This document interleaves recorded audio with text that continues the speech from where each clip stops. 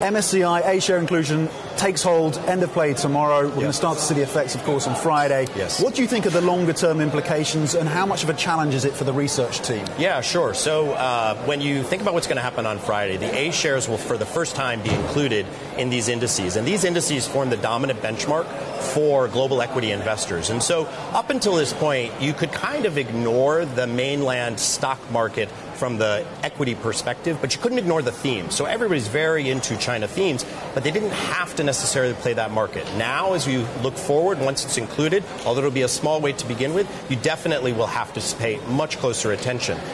It's going to be a small weight, as I say, but we think that's going to grow.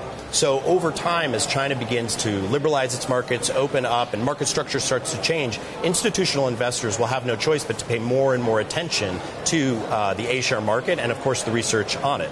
And what are the challenges of researching domestically listed companies here in China, particularly around transparency, and what is the role, what is the likely implication of price discovery, for example? Sure. So every market has its own peculiarities, whether it's U.S. versus China. There's all these local nuances we have to think about. The way we look at doing research is we want to come at it from the perspective of quality, consistency, and collaboration. And the reason I use those words is because when people use the Morgan Stanley research brand, I think they want to look at it from a certain quality perspective, that we've done the analysis, we've done the fundamental research, there's rigor behind it. And then if we can layer in our collaboration, so for example, we just published a piece today on Amazon versus Alibaba. We've done a lot of work on autos and EVs and what it's going to mean for China and for the U.S. These kind of collaborative pieces are really important for global investors to start to get comfortable with this market.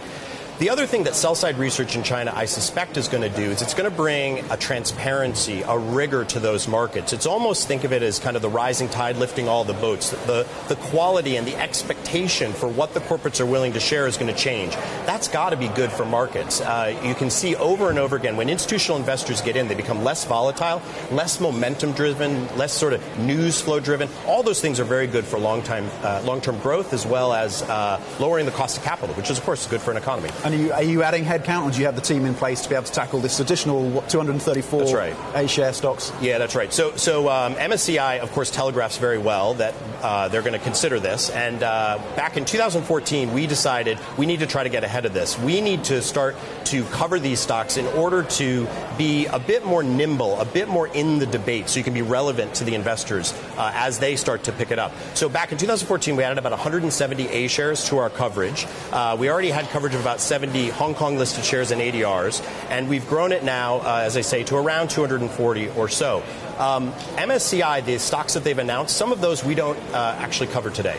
So what that's going to mean is likely we will look to add those stocks. And as MSCI starts to increase the weighting of China, one would expect that you'll also see us grow our coverage. So it seems to me this is a very good day for the China stock market, as well as for our ability to grow and be relevant to our investors. Just switching focus to MiFID II, the regulations that have unfolded in Europe. Are you seeing a ripple effect in Asia? How is it changing the demand from clients? So the conversation is certainly changing. Mostly it's business as usual. We're only 5 months in Europe. We don't have as many clients here that are in scope for the MiFID regulation, so they don't have to unbundle at this point. And so we haven't really changed very much. We still think insight matters, and we sort of approach it in that way. It's not the death of the sell side? I don't think so. I certainly hope not. I think what you'll find is that as you start to figure out how am I going to pay for this, so we're going to start paying out of our own pocket, you're going to have to seek out those that have scale. I think Morgan Stanley is well placed in that regard.